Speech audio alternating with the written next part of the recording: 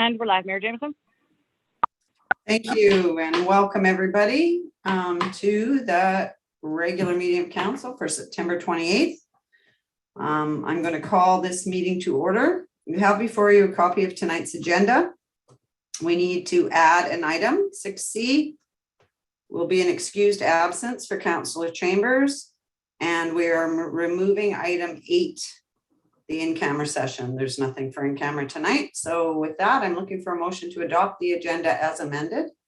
Councillor Dufert, seconded by Councillor Willows. All in favor? Thank you. Motion carries. Item number 3 is any declarations of interest tonight. Deputy Mayor is declaring interest on. Yeah, item 6A, asset disposal. My company may be involved in that. I'm not sure all the listing there, but.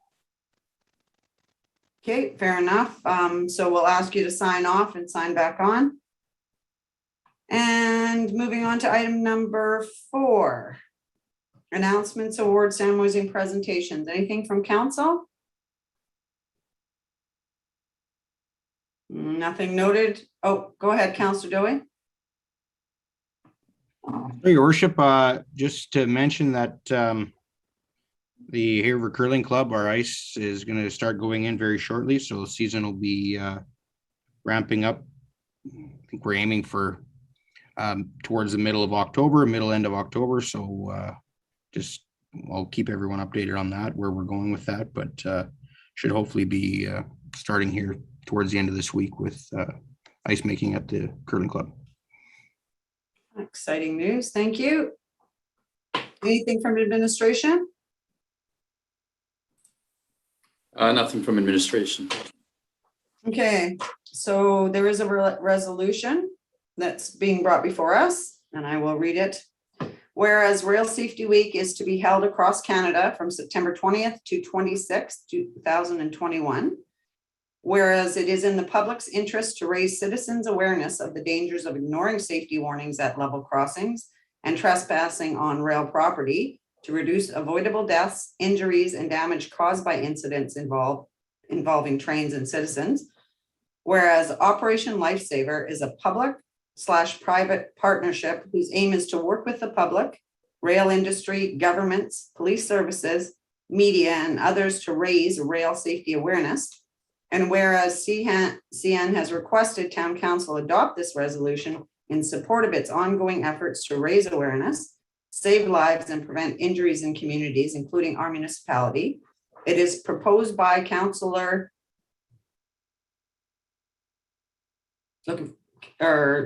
Dowie, seconded by Councillor Grunewagen. All in favor? Thank you. It is hereby resolved to support National Rail Safety Week to be held from September 20th to 26th, 2021. Thank you. Moving on to item number 5, administrative inquiries, and I'm going to pass it over to SAO Smith.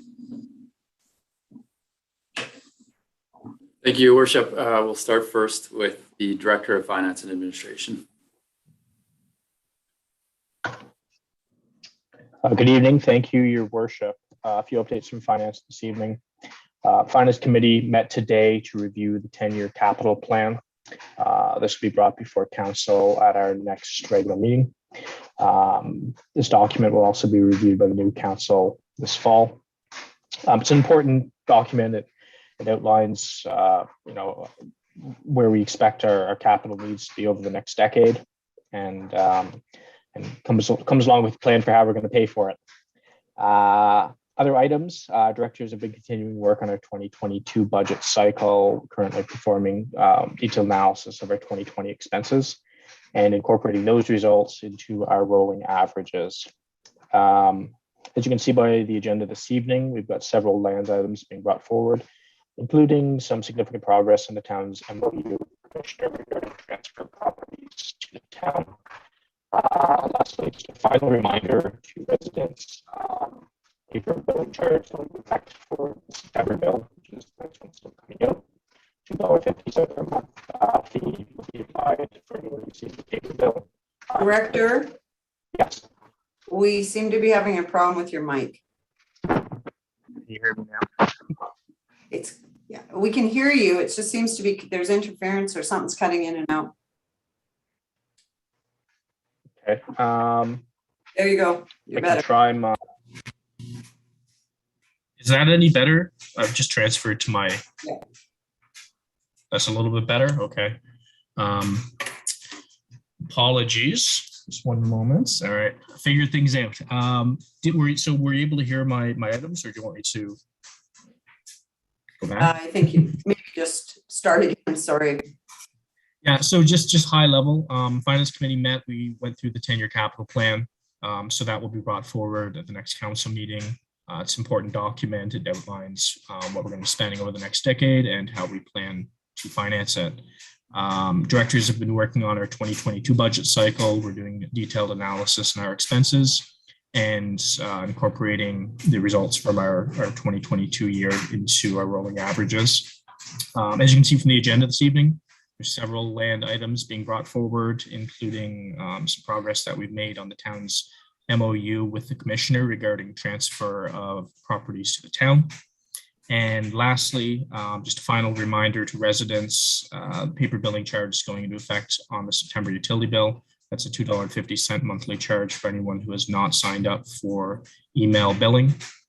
There's currently 570 utility customers that haven't signed up for this, so we encourage people to contact the town, provide an email address, and they'll be set up for paper billing or electronic billing rather. That concludes my updates. Thank you. Thank you, Director. Any questions from Council for our Director of Finance? Councilor Anderson, go ahead. Yeah, thank you, Worship. Just a note on the billing and the notification to the residents. It's pretty small, I hear, on the bill, so I don't know if people noticed it. So it might be something to, to keep in mind, when the bills are, I don't know if there's any more bills being sent out, but the notification was pretty small. Just a comment. Thank you. Thank you. Any other questions, comments for our Director? None being noted. Back to SAO Smith. Thank you, Director. Thank you, Worship. We'll go next to the Director of Protective Services.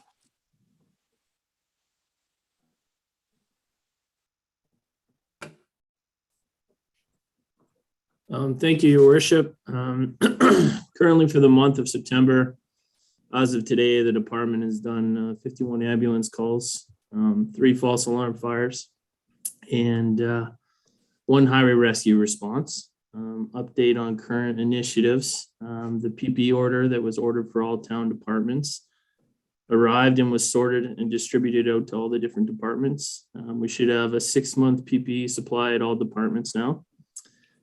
Fire Prevention Week starts next week, October 3rd. We decided with the current COVID-19 situation in town that it was probably not best not to do an open house at the department here, with consideration of bringing the responding population and the vulnerable or the unvaccinated population into the same space. Probably wasn't the best idea. So what we're planning on doing is putting Fire Prevention Week kits together for all the kids, and we'll drop those off at the school for them. And then we'll also be pushing a new message out for Fire Prevention Week on social media every day during Fire Prevention Week. So that's what we're planning to do. I also spoke with CN about getting the brush and sight lines cleared at the hospital railway crossing. They said they'll look into getting that cleared, and they explained that the crossing sign there gives us a 45-second notification of the train. So that was good to hear. Updates on our equipment. We have 10 SCBA tanks that were sent out for hydrostatic testing. They should be arriving back sometime this week, and then we'll send out the next 10. We had our fire apparatuses ULC tested this week, which was good because of COVID-19, they weren't tested last year. So all the apparatuses passed, which was good. And we also had minor repairs done on some of our outstanding pump issues. So everything's up and running well now. We'll be looking to get an RFP out to get the electric cot installed in Medic 2.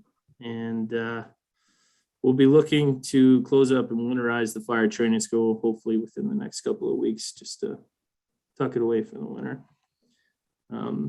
Department training updates. Last week, the department trained on burn tower scenarios, where we had our newer members respond, size up, put an action plan together, search and rescue, and extinguish the fire. Basically a fire response start to finish to give them some experience and to grasp the phases of response and the phases of the attack. This week, we've decided to cancel the fire meeting in recognition of Truth and Reconciliation Day.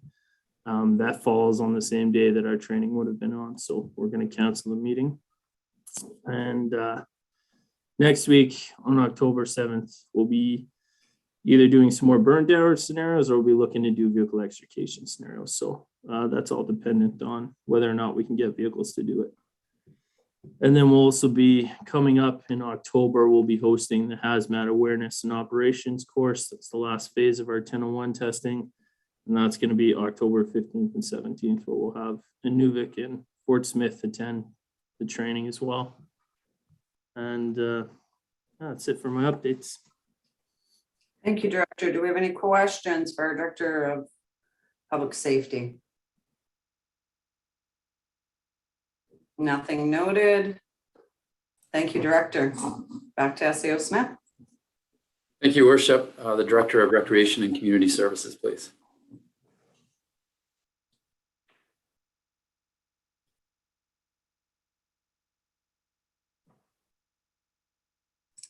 Apologies for that. I thought I had muted there, but yeah, thank you, Madam Mayor, and good evening, everyone.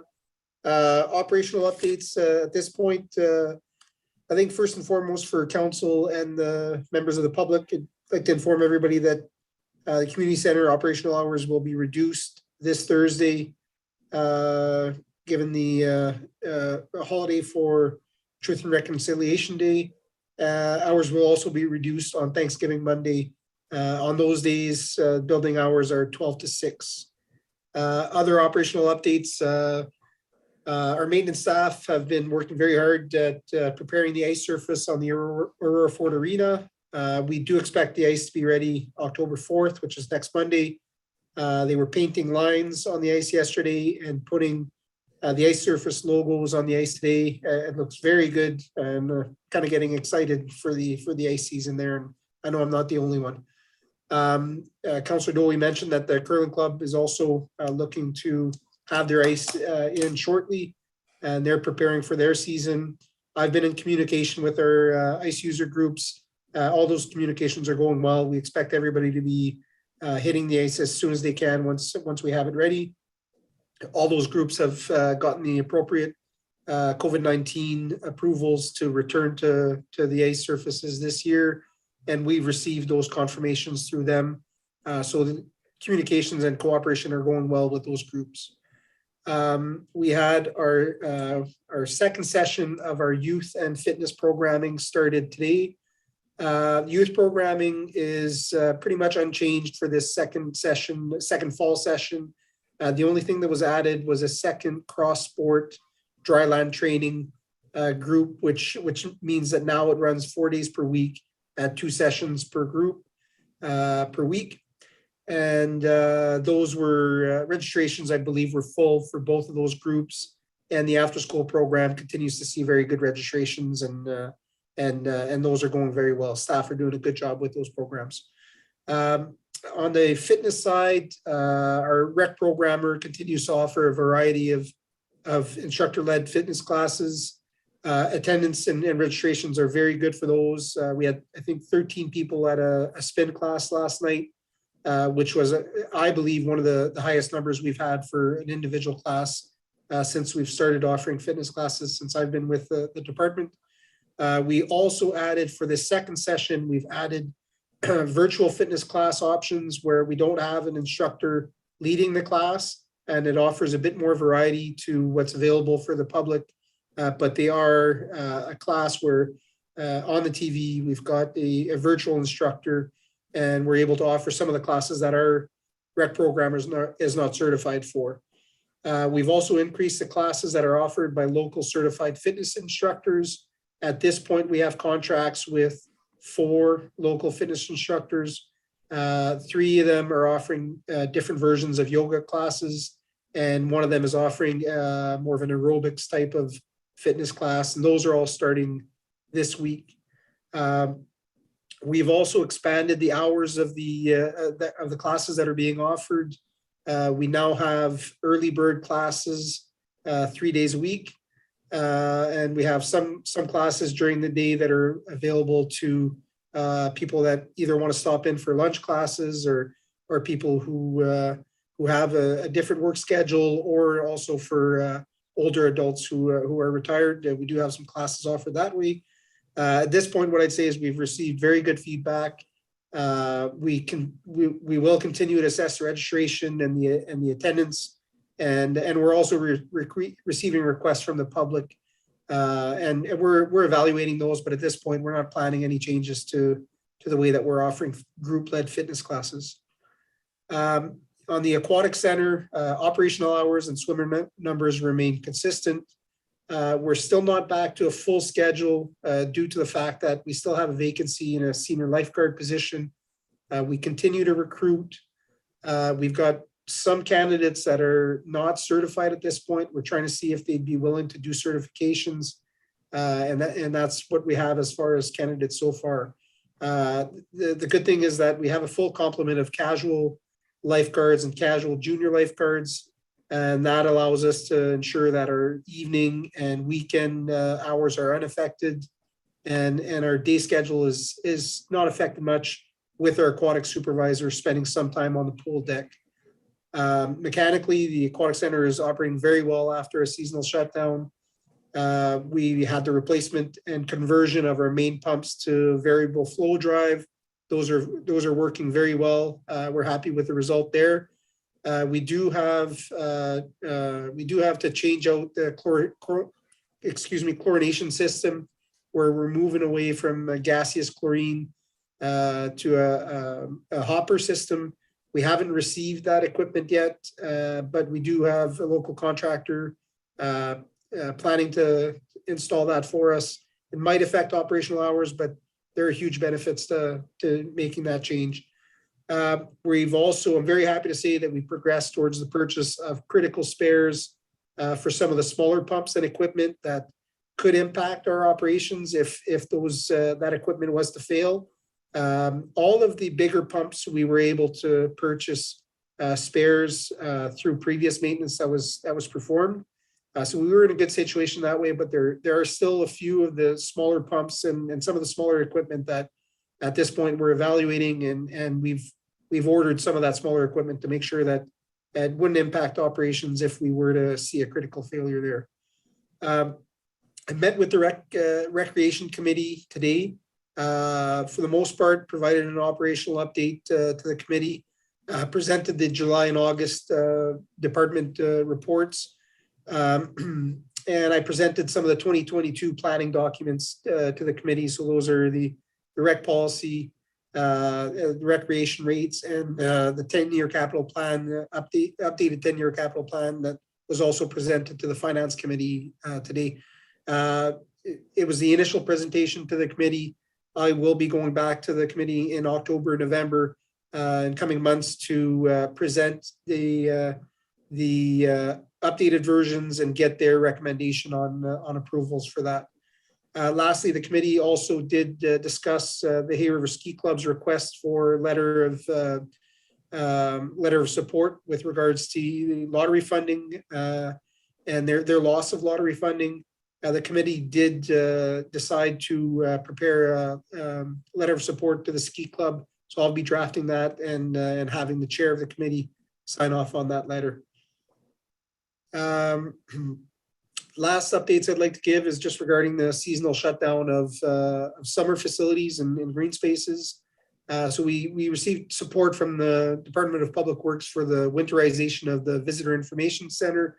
That's near complete. The only thing that's still active at this point is the RV sewer dump, which will be winterized and closed for the season as of October 4th. Fisherman's Wharf is, the walls are up at the Fisherman's Wharf, but we will be winterizing next week. We did have to delay that because the Wharf Outdoor Market had their last activities on September 25th. Port Landing is the last location where we have some preparations to do before the winter season. We do have some annual dredging we need to do at that location, and we have to remove the docks. I expect to complete that work in conjunction with retaining wall repairs, which are ongoing. We've completed the repairs on the south retaining wall. We're having some difficulty finding local contractors for the work on the north retaining wall, but we continue to work through that. We've got a local project manager that's helping us there, and I do think that we'll get some work done there, and we'll be able to do the dredging and the dock removal through that work also.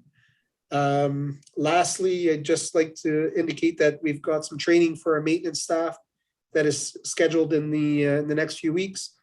First and foremost, they'll be doing fall arrest and elevated platform training, ensuring that everybody's certifications are up to date there. And we'll be sending 2 of our employees, we won't be sending, but they'll be participating in online training and webinars regarding playground inspections. So we'll have 2 of our employees now certified to do playground inspections and ensure that those spaces are in good shape. Thank you. Thank you. Any questions for our Director of Recreation? Deputy Mayor, go ahead. Yeah, just a comment and a question. I guess I know we met a few weeks ago with West Point, and I know we put some equipment down there as far as I think some soccer nets and a basketball net. Has there been any discussion further about being able to do a rink? I know it's a long ways for us to service via Zamboni, but has there been any discussion at the rec board committee level about that?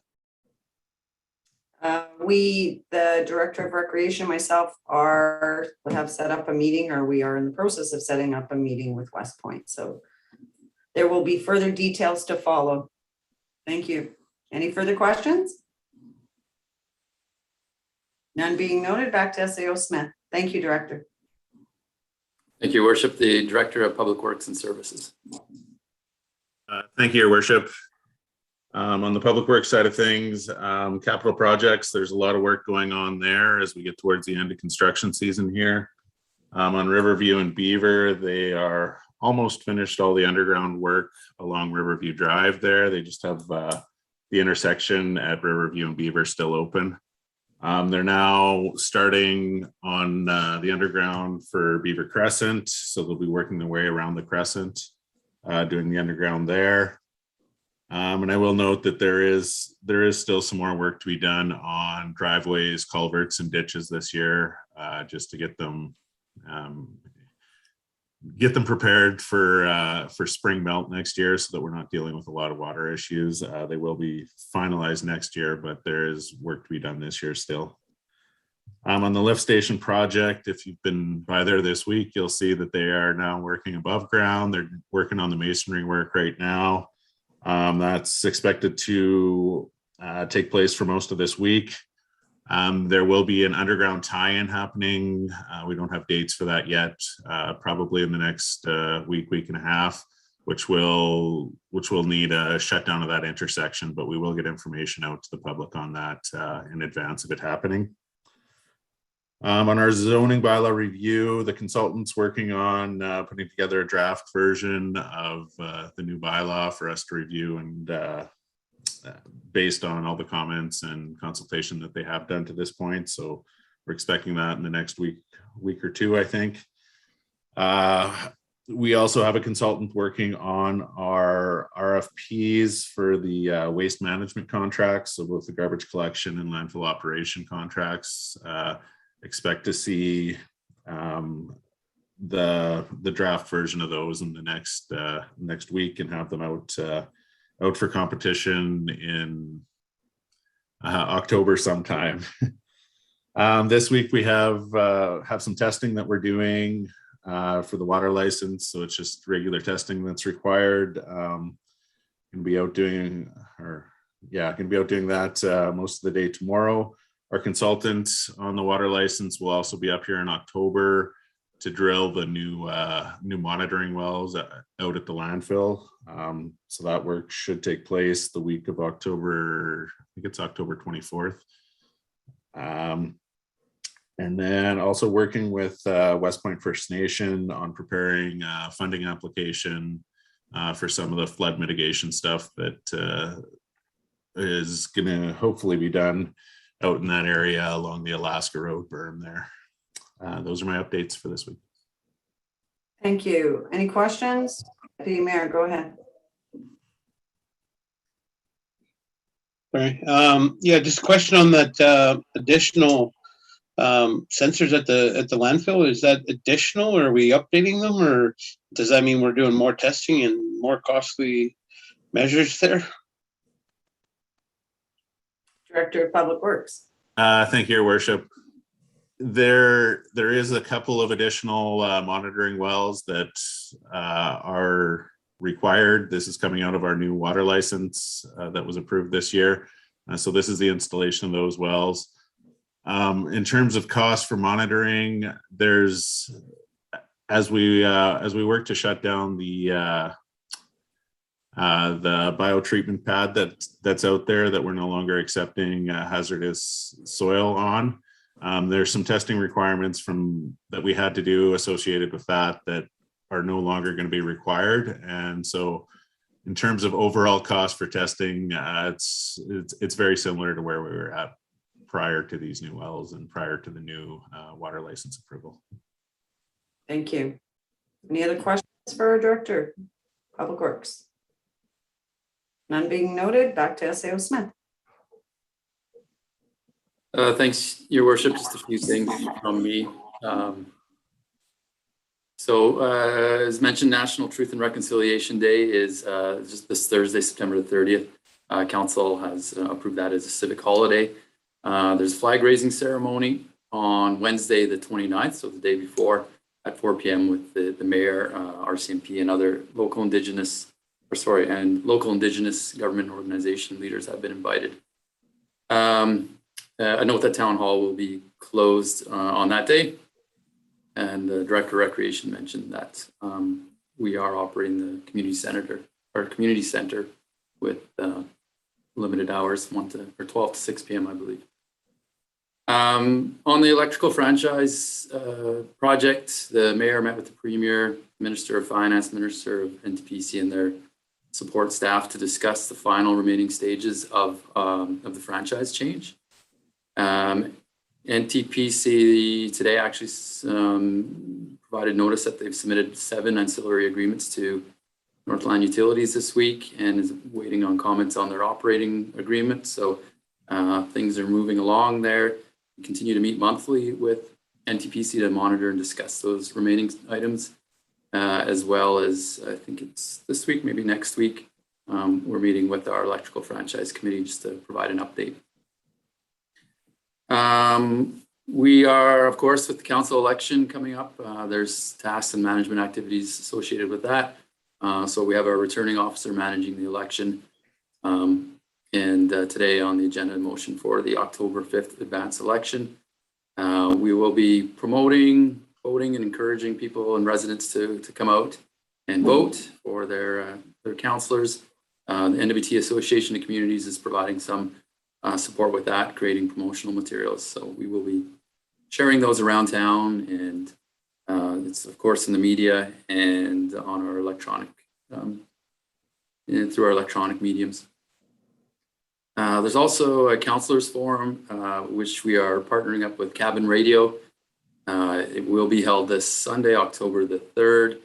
The information's been sent to current councillors and those everyone in the election. And more information will be coming out shortly for the public on communication of that. And it is a Zoom-based presentation due to some of our COVID concerns. And finally, we are starting work on our new council orientation preparation. So with the first new council starting in the first week of November, we will be working more likely towards the end of November on scheduling meetings with MACA and a consultant to help with that process. And it'll be information on governance, and training on financials and presentation of some of our key bylaws and planning documents. Some work with the environmental site assessments. So myself and the our development officer met with the Department of Infrastructure's engineering consultant, Dylan, as part of phase 1 ESA work on 4 properties that's around the Poison painting area in the Fisherman's Wharf. And those consultants are on site this week, conducting more activities associated with that. And still expect to have that phase 1 and phase 2 completed before end of this year. Just a note to council that we have been approached by the NWT Chamber of Commerce to discuss interest in the town supporting a campaign for the upcoming Christmas season, a buy local campaign. There's funding being offered there. We've encouraged and had some discussions with the Hay River Chamber executive to coordinate that activity. I think they're struggling a little bit for resources, but nonetheless, our thought is it's a perfect fit for them, and hopefully they can find resources to make that happen. With our community housing plan, so hopefully you've seen and the public has seen advertisements at the Housing Corporation in the town of Hay River through the Housing Corporation's consultant Planet have issued, has sent out promotion that includes invitations to the local Indigenous government and organizations, other local organizations, and the general public to join the advisory committee.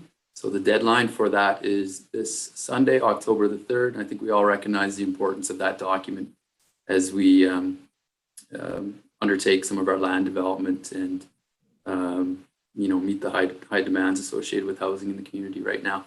I will note that myself and Councillor Anderson will be representing the town of Hay River. Obviously, Councillor Anderson is not seeking re-election, so that will change as we get a new committees formed with the new government. I attended the local government administrators of the Northwest Territories AGM last week, as we had several discussions on community issues facing the territories. There was presentations from and discussions with deputy ministers from several key departments. We did bring up, our town brought up a couple of concerns, or a few concerns, I guess, including 911 performance issues that we've been are seeing through our detective services department, and also some challenges with the community plan amendment process and potential for changes to it. And on a note on our community plan, so we have submitted the amendment surrounding the Vale Island property rezoning to hopefully add 10 lots to our residential lots to our inventory. So there's been some back and forth communication with MACA, and as the Indigenous and Executive Affairs department does some of their own consultation work through the process. So yeah, some information on that site, and hopeful we'll see that we get notice of minister's approval this year. And finally, just wanted to note that we welcome Tony Elwell to the town of Hay River, to our administration team as the human resource manager. So Tony's relocated from Whitehorse. He's got extensive HR experience, and yeah, has already, we've been spending a lot of time orientating him, and it's a helpful resource for all of us, myself included. And that's our administrative update, unless there's any questions. Any questions from council? Nothing noted. Okay, moving on to item number 6, new business. And 6A is asset disposal report. Deputy Mayor, you've asked to be excused. Okay, so looking for a motion.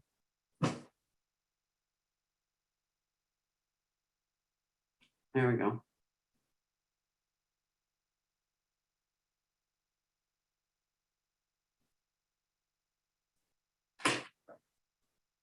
Councillor Anderson, go ahead.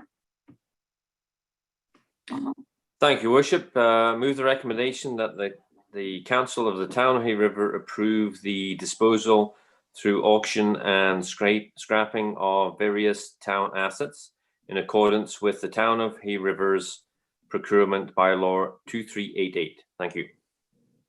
Thank you. Seconded by Councillor Dowie. Any questions to the motion? None being noted, all in favor? Thank you. Motion carries. I'll just text Deputy Mayor to come back. Okay, moving on to item 6B, advance poll for election. Looking for a motion? Councillor Dowie, go ahead.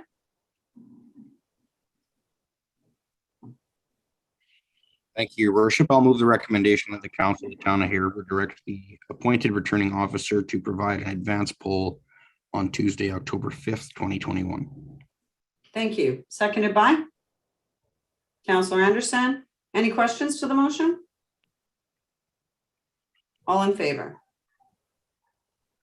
Thank you. Motion carries. Item 6C is an excused absence for Councillor Chambers. Looking for a motion? Thank you, Councillor Dowie. Go ahead.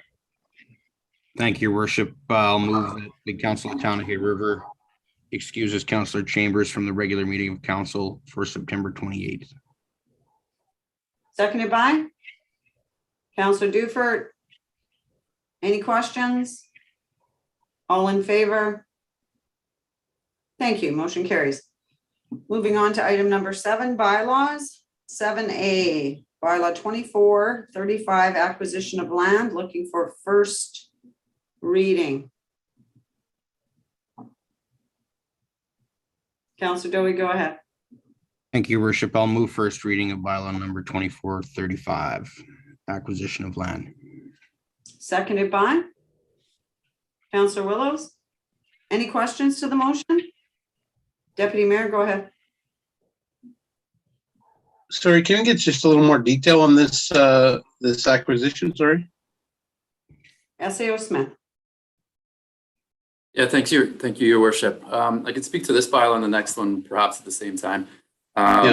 This is part of, I don't have the exact details, but we do have, as you're probably aware of, an MOU with the GNWT that was established many years ago. That saw a transfer of, that included a transfer of identified lands in it, an agreement to transfer those lands from the GNWT commissioner to the town of Hay River in fee simple title. So a lot of those properties have been kind of brought over the years, and there's now still some I guess smaller properties.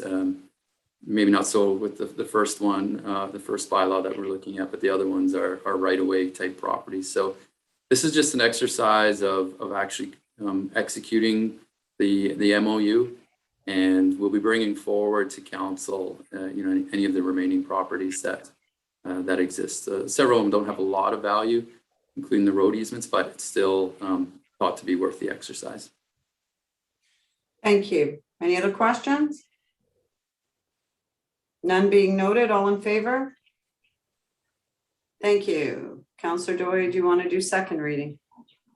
Thank you, Your Worship. I'll move second reading of bylaw number 2435, acquisition of land. And who seconded the first one? Sorry. Deputy Mayor seconding that. Okay. Any questions? All in favor? Thank you. Motion carries. Item number 7B, bylaw 2436, acquisition of land. Looking for a motion. Councillor Dowie, go ahead. Your Worship, I'll move first reading of bylaw number 2436, acquisition of land. Thank you. This is the one that is the little pieces, most of them being easements or access.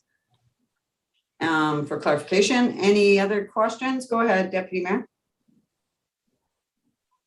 I was just providing you a seconder, sorry. Okay, so seconded by Deputy Mayor.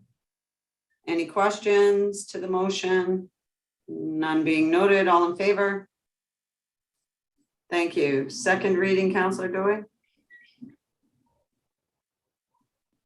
Your worship, I'll move second reading of bylaw number 2436, acquisition of land. Thank you. Seconded by Council or Deputy Mayor. Any questions to the motion? All in favor? Thank you. Motion carries. Item 7C, bylaw 2437, lease of land. Looking for first reading. Deputy Mayor, go ahead. Thank you, Worship. I'll move first reading of bylaw 2436, lease of land. Thank you. Seconded by Councillor Dufert. Any questions to the motion? I think it was supposed to be 2437. 2437. For clarity, it's 2437. Good with the mover and seconder. Thank you. Thanks for the clarification, Councillor Willows. Any questions? Councillor Dewey, go ahead. Thank you, worship. Can I just get a little bit of clarification on this? And I seem to recall this was this a parcel of land that we approved for an application on? And then this is now just formalizing the process, or which chunk of land is this that we're talking about right now? This is the one out on Market Garden Road, I believe, right? That's correct. I'll pass that over to S.A. Smith. Thank you, Your Worship. Councillor Dewey's memory is correct there. This was brought forward to council previously for the renewal of a lease agreement that had, I believe it had expired or was tied to this property. Anyways, it was approved by council to go through with the application, and this is just a formal bylaw process to complete that. Thank you. Any further questions to the motion? None being noted, all in favor? Okay. Looking for second reading. Deputy Mayor, go ahead. I'll move second readings of our bylaw 2437, land, lease of land. Thank you. Seconded by Councillor Dewey. Any questions to the motion? None being noted, all in favor? Thank you. Motion carries. And that takes us to item number 9, Councillor Willows.